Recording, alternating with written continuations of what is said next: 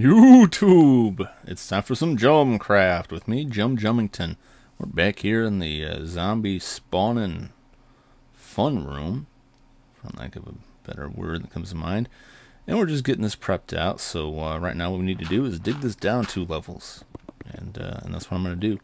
And this leaves us some room for the water, and gives zombies some room to get around that spawner block. Well, they might get stuck on it, but they'll roll around pretty quickly. So we're just going to dig that out 2 levels, and you do the same thing for both rooms. I'm only going to show the one room because they're pretty much the same except for a couple minor differences, and that I will show. Just want to make sure you get all that mossy cobblestone because it's the only time you're going to find it. It's in these dungeons. Yeah, I've been really lucky finding dungeons lately. Find a lot of them close together, and just a lot of them in general. It used to be really hard to find dungeons, and I don't know if it's if they spawn at an increased rate now, or increased they're less random now in the new updates, but whatever. So then you want to dig out the end, and you want to dig three blocks up from the floor and then 1 block down, so you got like a 4 tall area. And that's where the water currents will carry them, so they'll push them down into that channel, which will push them down along towards your elevator that will carry them up. What we're going to do is we're going to take out the 8th block. Because remember, water flows 8 blocks out. So if you take that 8th block out, it'll drop down 1 square and flow another 8. And then I'll just extend this out back to this way. And this spot here is where we're going to carry them up. And it's something that I've carefully calculated out so that I can have a nice even midpoint in between the 2 tubes, so that things will look nice and symmetrical. I'm just going to drop a stair block down in the end there. And when water pushes mobs into stairs, they get pushed up the step, so it pushes them up 1 space, which will help push them into the next water space. And we're going to line some signs up along here. If you remember, signs will prevent water from flowing through the area, through that square. You can place a water that way so it's flowing towards that point, towards the back wall of the elevator. And that'll kind of help push them along, just roll them in there. And then, yeah, so that works pretty well. Kind of trying to revise some of my design work from the last time, because I've noticed some skeletons drowning. So we're just going to need a bunch of signs here to set all that stuff up. I've been playing around with the new opening. Well, not so much a new opening, not the animation anyway, but I made a little song to go with a little track.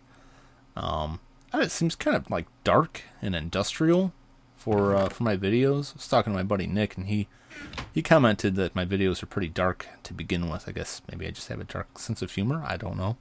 I don't know. Tell me what you think. I like it, but I made it, and yeah, I'm not really unbiased on this. You're gonna want to take out the gravel here. Anytime you've got a structure that you want to remain solid, you don't want to leave gravel or sand as part of the walls, or maybe even the floor of it, because you accidentally dig out the wrong spot and the whole thing could collapse on you. We're going to have signs on these blocks, so you definitely don't want that, because if the gravel moves, the sign will drop off. So I'm just going to clear that out. Once again, use that cobblestone. A lot of people don't like cobblestone. It's got a bad rap. And, like I've said in previous projects like this, I like to use it when I'm working with these spawners to mark off the area, but I don't mind using it in construction in general. The trick to it is just to have some variety. As long as you've got some variety in the design, things will look pretty nice. You never want to make anything out of just one material, no matter how cool the material looks. You gotta mix it up a little bit. It's the problem I was running into in my my main base with all the stone brick. I really need to mix that up some more. Put some texture to it too. Add some dimension to it. Some stuff thrusting out of the walls and decoration on the walls and such. So we're just building the tunnel up, and we're going to need some water for this. So I'm going to make an infinite spring. So you dig 2 blocks in, and then 1 block on either side of the back block, and then block it off with the half block, block, a slab.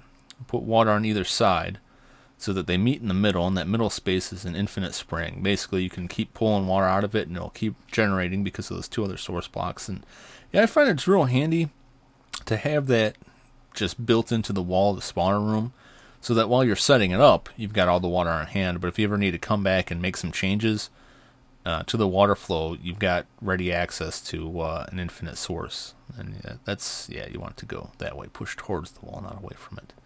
Idiot.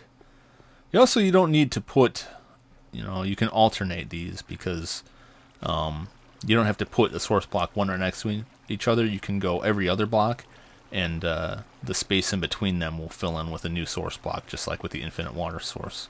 So that'll save some time. And I wish I had remembered that when I was doing the skeleton room.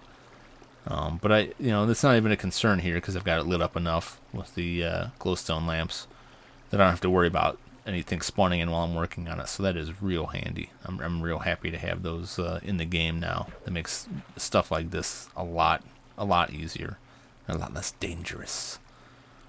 So now we got the start of the water flow, and we just need to build our tower up. So I'm just going to close this in, and you're safe closing it in up to that, so that they can't swim above that, because if they could swim above that water, they might get stuck somewhere, and they're going to move through it fast enough that they're not going to drown, so you don't have to worry about that so much. But that block I need to take out, and I'm checking that now, because they can jump when they're in that water, and they'll hit their head on it, and they might get stuck there for a little while. So you're trying to make this movement, the water flow and the way it pushes them, as smooth as possible. And if you're unsure about something, unsure how they're going to react, best bet is just go with your best guess on it. Try and swim through it yourself, and swim against it and jump against it, and see how accurately it moves, or if you get stuck anywhere. Otherwise, just pop a hole in the side when you're finished and watch, and you'll see pretty quick if anyone gets stuck. So we're just going to build the elevator up, and you just alternate sign for water, sign for water. And that keeps a space of air between the water, and it keeps them from getting stuck in there and drowning, trying to swim up. But it's still, they'll swim up the one block, jump into the next water block, and keep going up that way. So it's a real easy, quick way to get them to move, get mobs, zombies, creepers, whatever, to move straight up. It also makes for a nice, one-way door, or mob-proof door, because no one will ever swim down those holes. They will always default to swimming up. So you can swim down, you can swim up, but nothing can really follow you. So that's kind of cool. And so we just continue digging our way to the top, climbing this water ladder of sorts until we reach the surface. And thankfully it's day. Wasn't really checking, and you want to be careful that it's not night and a creeper doesn't fall on your head. Then we greeted with sand, and we're going to want to clear that out. Just like the gravel, you don't want to leave that sand as part of a structural element, because it's just going to get knocked out and cause you problems. If you use sand for a wall, you're going to have a bad time. That's my advice. So I'm going to dig this out.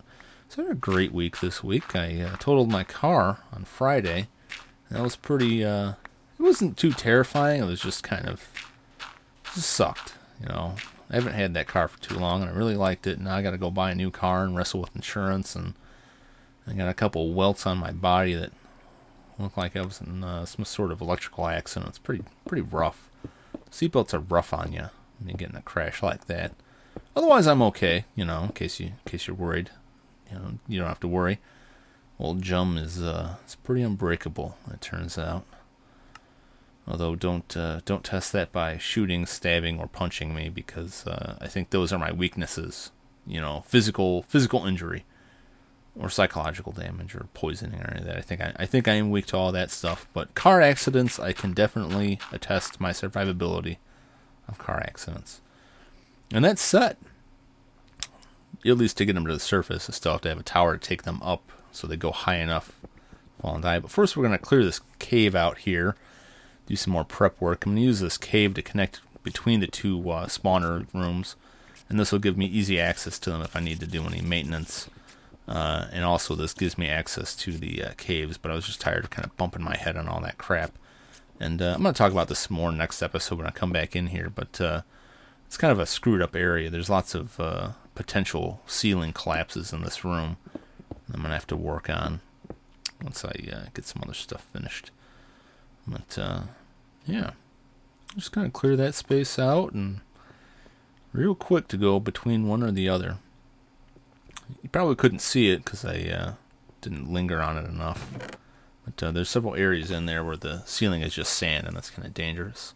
Yeah, I got this little work area down here. Not really permanent, but just a chest so my inventory doesn't get all filled up with all the crap I'm digging up, and an occasional forays out into the night, killing spiders and killing some endermen, trying to build up my supply of ender pearls. So here we are in the second spawner. I've basically done the same thing in that, with one little difference. Actually, we have the water flow all the way out the 8 spaces, and then drop them down 1 at the end of it. And then we have this source block here that pushes them 1 back to the stairs. So instead of just going straight out down that channel, we push them 1 back. And again, this is part of a carefully calculated plan to maintain the positions of these towers. I don't like that triangle water flowing up in the corner there. And I have seen that cause some problems. I'm not quite sure what to do about that. I haven't found a great solution, but I don't know. That's something I'll continue to try and refine as I build these, and I may come back later and make some changes to it. But we just got to, finish the tube out for this. Once we get that flush with the ground, we're set. We can do some testing and then move on to the next phase. Also, we're above that source block that pushes them in. You want to make sure you close off the area above it. You only want the space 1 tall. So now I need some trees, because I'm going to need more wood for signs, but I miscalculated here and left the air above the tree open, and we got this giant-ass tree here, which is great for wood, but it's a pain in the ass to chop down. But in this particular situation, it was a real pain, because the leaves actually knocked out a bunch of cactuses in the cactus wall. And I had to spend, first I had to spend a bunch of time chopping the damn tree down. Branches and random logs all over the place. Just irritating. I mean, I could just set it all on fire, but it's there. Might as well get it. Don't want to waste a single log in this, or potential apple or sapling. Even though I got a million saplings now. And I just gotta fix my cactus wall so crap doesn't jump in on me. And I may seem kind of paranoid about that, but especially when you're dealing with spawners. And on any project this is true, but especially with something irreplaceable like spawners, you really, really don't want to leave yourself open to creeper attacks. Because, they blow that spawner up, that's it. Your project's done until you find a new dungeon. So at this point, I don't want to have wasted my time so a creeper gets in there and wrecks my stuff. That would bother me. I'm just going to fix this just in case I need to grow more trees. Not that block. This block. Idiot. I'm just going to drop the dirt 1 level down, and then we're going to place a dirt block floating in the sky above the tree. Leave about 7 spaces, I think is what I left. Leave 7 spaces of air between the 2 dirt blocks. And give the tree some room to grow, but it'll keep it from growing gigantic. Keep it from growing tall enough to wreck the cactuses. This may not apply to your particular project. I don't know if you're building the same area, but if you are building on the ground like this, just a handy tip, just a handy thing. If you know you're going to need wood and you're far away from home, just bring some saplings, some bone meal. You don't even need the bone meal if you just want to wait for the trees. You don't really need a lot of space for a utility tree farm. Oop, forgot to put a torch up there. Yeah, get some crazy jumping action there. Yeah, definitely want to leave a torch up there, or use a block like a slab that stuff can't spawn on. So let's check this out. I flipped the lights off, and I'm letting zombies spawn, and they are indeed carrying out of the top of that. They're just spilling into the night. But these zombies aren't too bright, and they just keep running into these cactuses and dying. If it was daylight, they would just burn up, so I'm not really worried about them spilling out there. But it proves the concept, proves that this works. Just a nice quick check, and did some looking inside the rooms too to confirm they weren't really getting stuck, and there weren't any real problems.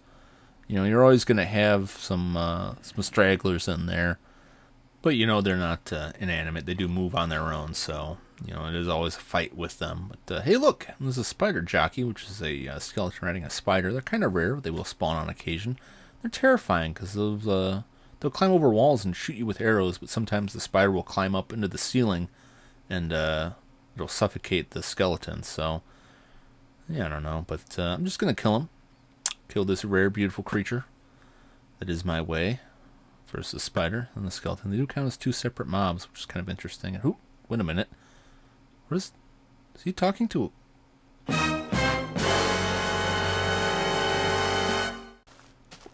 creepers and the cows are in cahoots. I knew it. I knew it.